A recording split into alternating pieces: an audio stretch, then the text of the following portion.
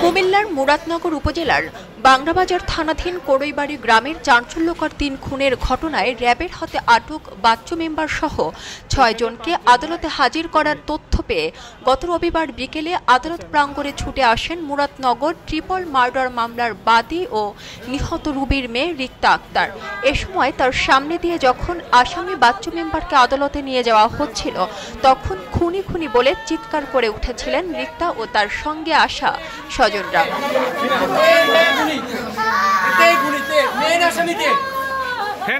পরে সাংবাদিকদের সঙ্গে কথা বলতে গিয়ে কান্নায় ভেঙে পড়েন রিক্তা আক্তার। তিনি বলেন, এই বাচ্চু মেম্বার শিমুল চেয়ারম্যান বক্কর মেম্বার সামনে থেকে নেতৃত্ব দিয়ে আমার মা ভাই বোনকে হত্যা করেছে। আমার শরীরে বেশ কয়েকটি আঘাত করেছে। আমি দৌড়ে বাথরুমের ট্যাঙ্কিতে লুকিয়ে পালিয়ে বাঁচি।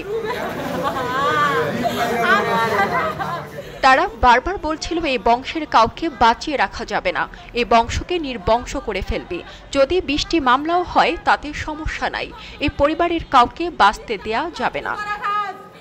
ঠিকই তারা আমার মা ভাই বোনকে বাঁচতে দেয়নি, অন্যদেরকেও মারার চেষ্টা করেছে। ওরা নির্মমভাবে আমার পরিবারের ৩ সদস্যকে হত্যা করেছে। একজন মুমূর্ষু অবস্থায় হাসপাতালে ভর্তি। আমি প্রশাসনের কাছে, দেশবাসীর কাছে এ হত্যাকাণ্ডের বিচার চাই, খুনিদের ফাঁসি চাই। তিনি বলেন, ওই সকালে যখন আমাদের বাড়িতে হামলা হয় তখন শিমুল চেয়ারম্যান হৈ হৈ করে সবাইকে মার মার বলতে থাকে। তখন বাড়ির চারদিকে শত শত মানুষ হামলা করা শুরু করে।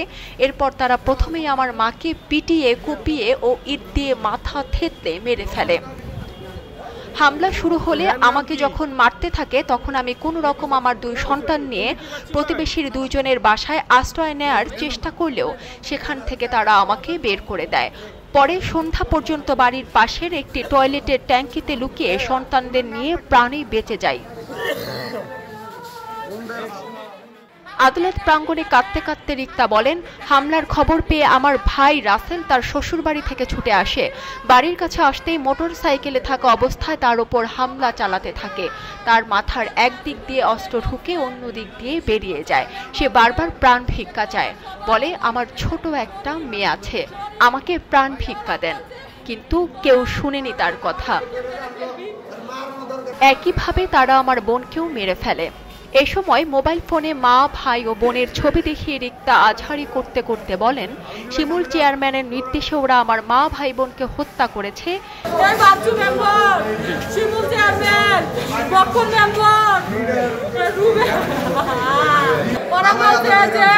বংশ নির্বংশ করে ফেলবি, যদি 20টা মামলা যদি তোরা খাস আমি উপদেষ্টা থেকে তোদের মামলা হালকা করে দেব।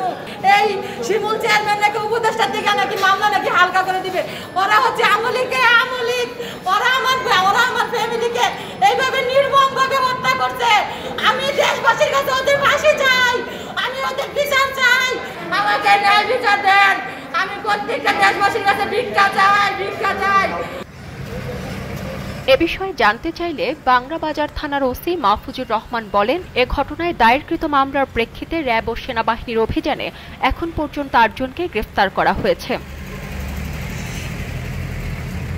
বাদীর পরিবারের নিরাপত্তার বিষয়ে তিনি বলেন, আমরা ঘটনার শুরু থেকে নিহতদের পরিবারকে নিরাপত্তা দিয়ে যাচ্ছি। তাদের বাড়ির সামনে এখনো পুলিশ দায়িত্ব পালন করছে। খবরের কাগজ, নিখাত, নির্ভীক, নিরপেক্ষ।